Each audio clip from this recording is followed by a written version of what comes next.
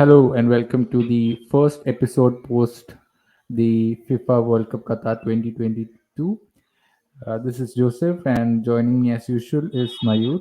And the festive season has begun, and so has football in its full force and full gusto. And we'll be looking at the leagues which will be starting soon, and also the Premier League and the League One, which has already commenced. So let's get right into it. Yeah.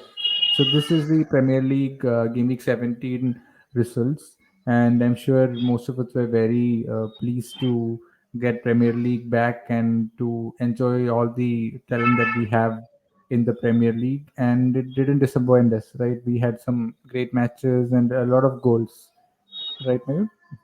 Yes, the calendar started itself really well.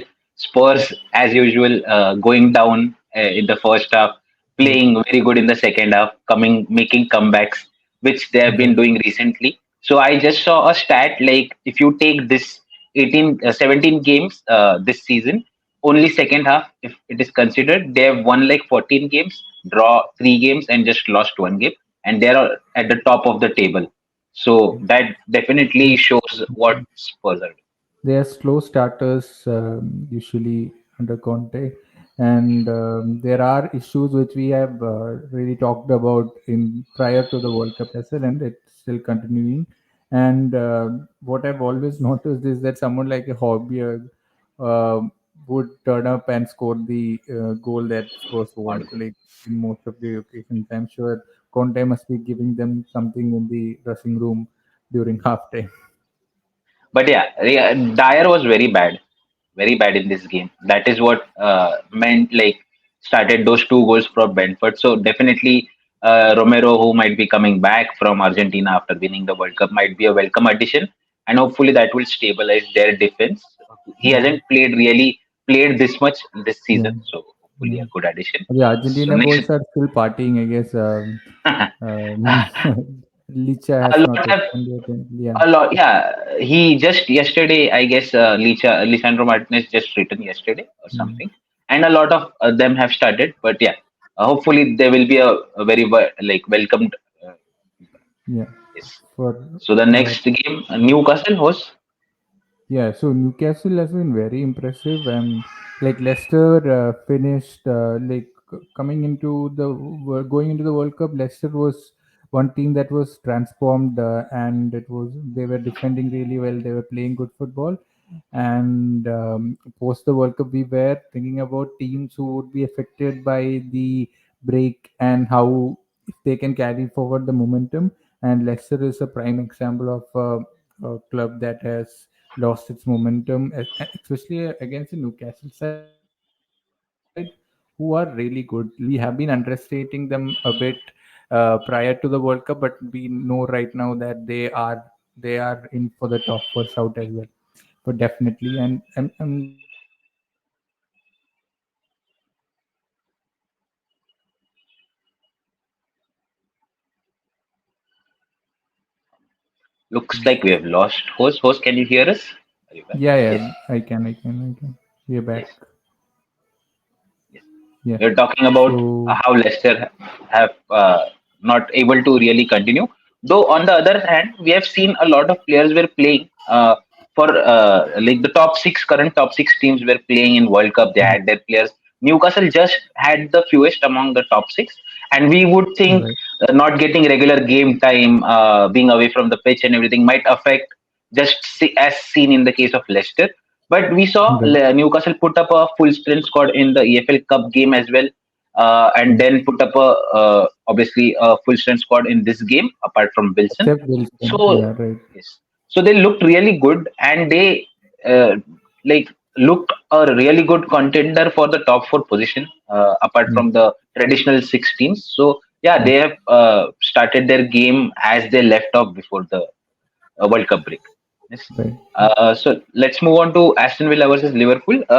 This game was a very good game. It started in the first 10 minutes. It looked like Aston Villa might be able to pull a surprise out of the match. So It mm, it more of a looked like a basketball game. The position going here and there, and mm. the highlight of the game was Darwin Nunes.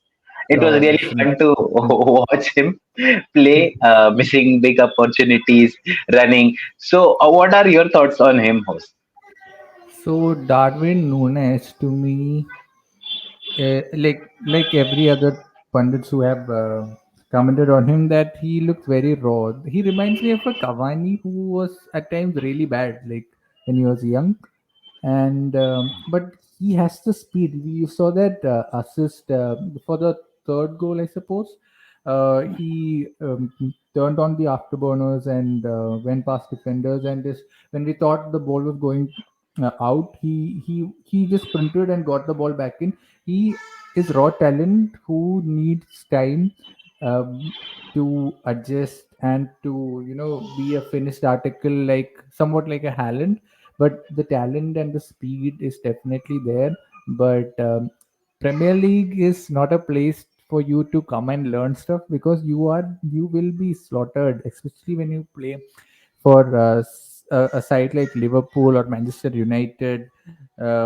So you can't get away with it because all the spotlight is on you. And um, and he, to be fair, was really poor. Just like Grealish was in the first half against Man City, for Man City.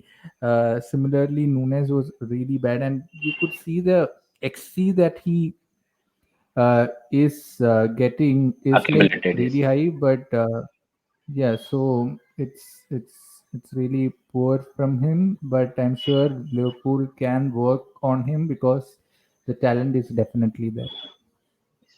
Probably in another team where they didn't have a player like Salah who is ready to score whenever given possibility, this might be a more determining factor about like how to play with him, what can be done.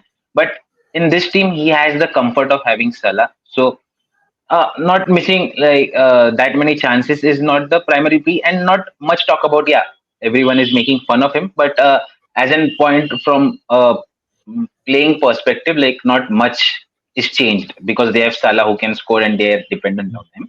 And But yeah, definitely Liverpool definitely, look better with Darwin, even though he's not scoring goals. He's missing chances. He definitely looks better than someone like a Firmino up top with Salah. definitely. The only problem Liverpool have is the defense. We saw how open they were. Their whole defense this season hasn't looked like what it used to, and probably Mm, the main reason is Fabinho again. They don't. mm, Fabinho has not looked that good, so mm, indirectly, I think that is the big reason. So next, move on to Arsenal. They actually went down host and came back. yeah. So you saw the Mm. game. Yeah, yeah, definitely. I wanted to watch this game because I had Nkitia in my starting 11 for FPL as well, and I took out. I guess I took out Saka because Arsenal had a tough run of fixtures, and towards the start, I thought like good decision, and like you decided to not go with Saka and Martinelli, and then they just turned it Both. around. Such a good side. Odegaard especially was running the show for them, and it's hard to imagine that like 2 3 years down the line, like we were thinking Odegaard has not performed to what his reputation was initially, and how Arteta has transformed him to being one of the most crucial players, and also the captain of an Arsenal side, which is on the top of the league and which is playing some amazing football. And it's always a pleasure and a joy to watch sides who have that character and a style of play, and who can turn things around even under difficulties, which was the issue initially for Arsenal in the past years as well. Yes, Arsenal really played well. Odegaard, apart from that penalty and going down, they didn't do anything wrong in the first half as well. Just couldn't convert those chances. For West Ham, again another surprising statistic under David Moyes in the 2.5 years which he has been as the manager. Against top six sides, whenever he has played an away game, he has just drew one game. Apart from like if you take the 12 teams, so 11 matches in the past 2 seasons, 12 matches, Mm. and he has just drawn one match. So he has lost 11 games. And this Oh, season as well, the trend has been continuing, and there has mm, been no win till now. So you can see there is a even when they finish sixth or seventh, there is a pattern going on where they yeah, are right, not able to beat those right, sides, right? right. Which we thought would be a different scenario if Right. they finish sixth or seventh. Yeah, right, So that right. was So an West Ham, thing. yeah. So for me, West Ham has strengthened a lot in terms of the squad, and someone like a Paqueta is a good signing for them. And I'm sure the board has backed him so that he can turn this around, especially against big sides. And they have not hit the mark that they used to do in the last 2 years, because I don't see them playing that fluid football, especially up top with the with Antonio Antonio played and this Scott. game. Yeah, so they caused Arsenal a bit of problem in the initial phase, but then died down eventually, right? Yes, and apart from that, who's Rice as well? What are your thoughts? There were some murmurs already going on during the World Cup and everything, but there was some where he changed his path and met Arteta as well. Especially he met Arteta, and there are rumors going on. He is set to leave and everything. So yeah, it's a fact. He has mentioned as well. He needs to win some trophies and everything. But what is the possible destination?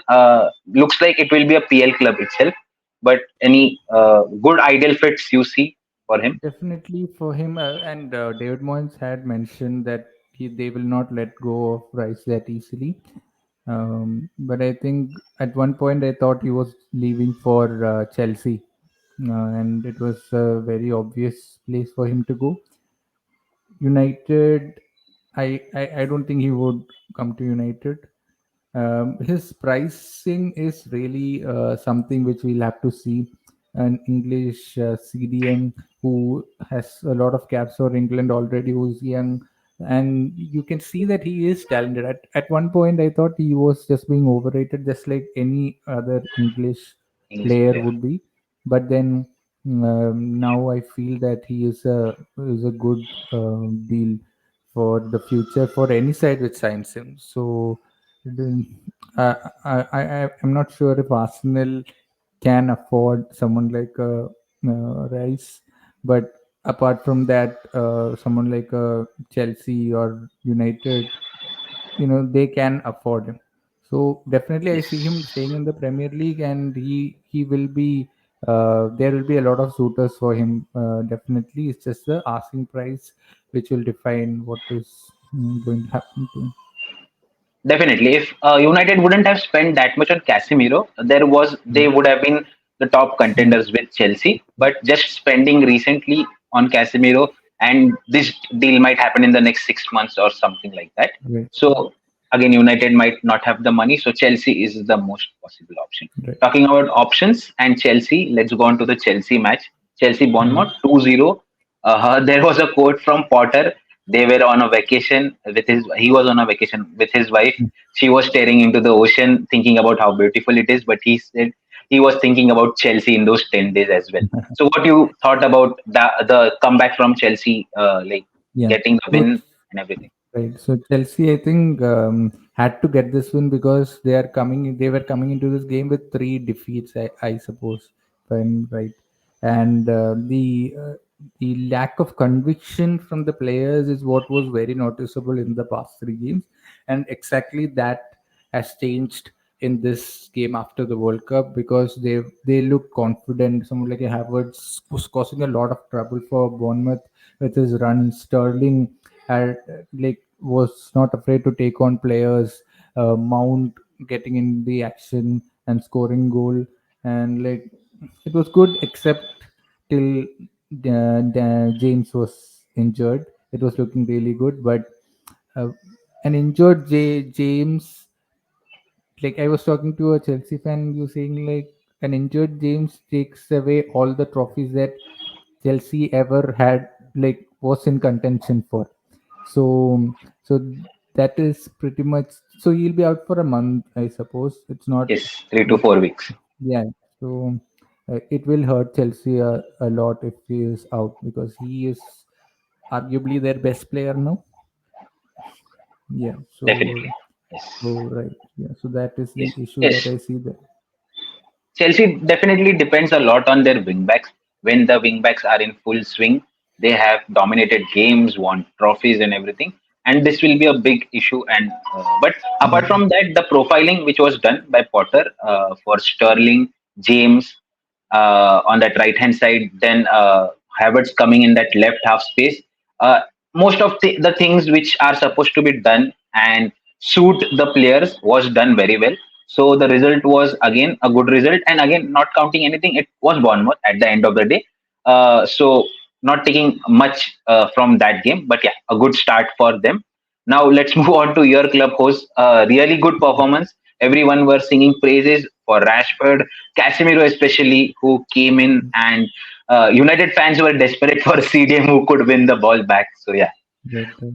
So the whole world was looking at how United, like I'm sure the headlines would have been that United struggling without Ronaldo, something like that. Like after late terminating his contract, that would have been the headline if United lost this match. And there be a lot of eyeballs on United from the because Ronaldo left. So I think this was a very statement performance from United, and they were cruising throughout the match. And someone like Martial coming into the side, who if he can stay fit, I've been reiterating this from the start of the season that Martial is a key player who can make this side tick, and Rashford getting back into form, and his confidence is soaring high definitely. And Bruno Fernandes is the other player that I want to see him perform to the levels that he has has been like performing at when he came. So once Ronaldo is gone, I was sure that he would be back. So I'm just waiting for him to be, that main man in United again. And Ericsson and Casemiro were good.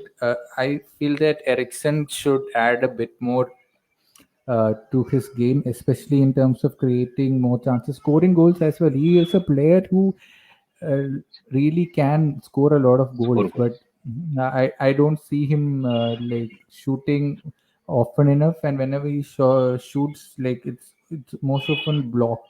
So that is something that I want him to change.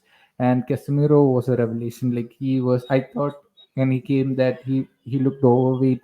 I thought how would he adjust with the Premier League as well. And Eric Ten Hag eased him in slowly, and so there is a I have a lot of confidence in Eric Ten Hag based on what he has done till now, and I'm sure most of the United fans would feel the same way. And this was a statement win by United, definitely, even though it's against a weak Nottingham Forest side. But this is the type of game that we would lose sometimes. Definitely a statement win, and all those front players linking up very well. So yeah, good win. Next, let's move on to the Leeds versus City game, which happened yesterday. Mm. The game started a bit slow. City had a chance the first minute, the Haaland Yeah, chance over the yeah, keeper, but it was a bit far. And then the game looked like a bit stagnant. City were not the cleanest in the attacking third. So yeah, yeah, that looked like. But they a major change was cancelled on the bench and Lewis playing. So he was really good, Lewis Cole, yeah, against Liverpool.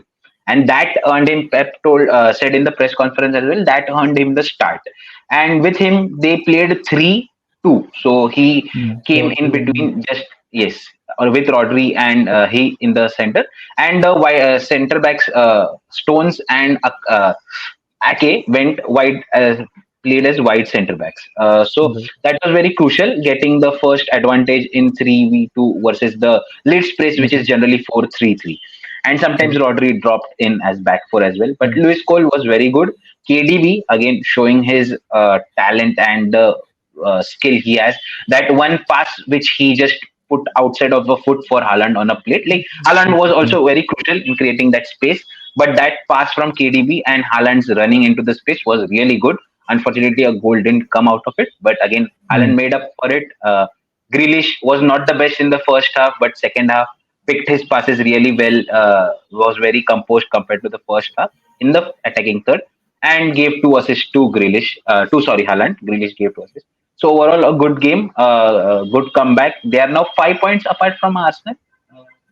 If I am not wrong, they are 5 points. Let Yeah, me I just think check. so. I think. Yes, they are 5 points apart with same points. So yeah, was there anything more to add for City?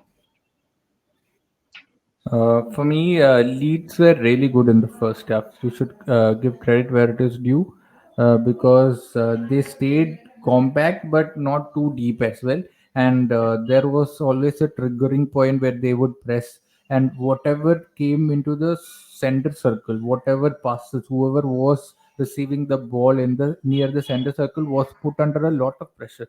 De Bruyne was smart throughout the game. Like they were making sure that De Bruyne didn't get too much space. But obviously, during transitions, you will see that Yes, someone with the talent of De Bruyne will get the space. And De Bruyne should have got at least two or three assists, I feel like, because there were a lot of good chances which the players like Haaland or someone like failed to capitalize on. Mares also, I think there was a good chance for him. And yeah,